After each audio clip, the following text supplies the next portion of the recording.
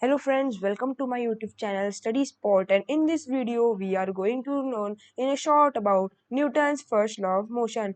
So Newton's first law of motion consists of that every object will remain at the rest or in the uniform motion in a straight line unless compelled to change its state by the action of an external force, which means if we take and this is an object and if it is at the rest or friends it is at the motion, it will remain it at the same position or the same state unless and until an external unbalanced force is applied on it.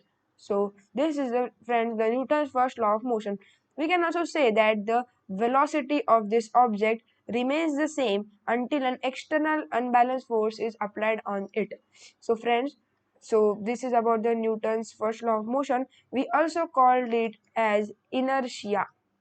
So friends, this is also called as inertia. So this is called law of inertia. So friends, in this, the inertia, which means it is a tendency of an object to remain in the state of rest or in the state of motion, means the object will remain in the same, means it will remain either at the motion or either at the rest until, and it is called as inertia. Means if an object is at motion, it will remain until a motion, and if it is at rest, it will remain in the rest. So, if we want to change the inertia, means if we want to change the state, so if we want to convert this into the from rest to the motion, so friends, we have to apply the inertia, which means the inertia should overcome in these properties. So, from this only the object can change its state.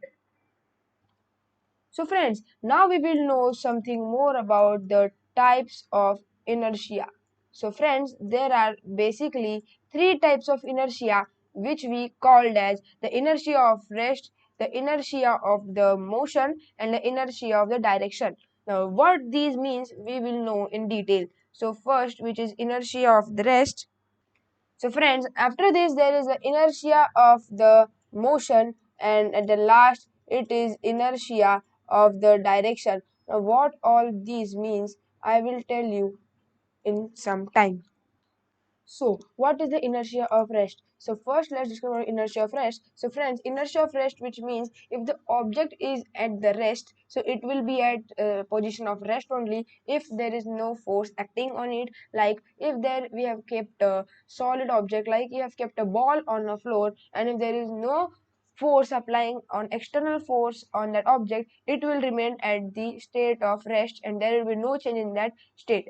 If the object is in the inertia of the motion, which means if the car is moving with some speed, so let's take that the here is the car, and if this is a car and it is moving with some speed, so friends, if there is no force, like there is no friction force, there is no gravitational force, or there is, if brake is also not applied, if no force is acting on that, it will remain in the motion unless a force is acting on it. This is the inertia of motion.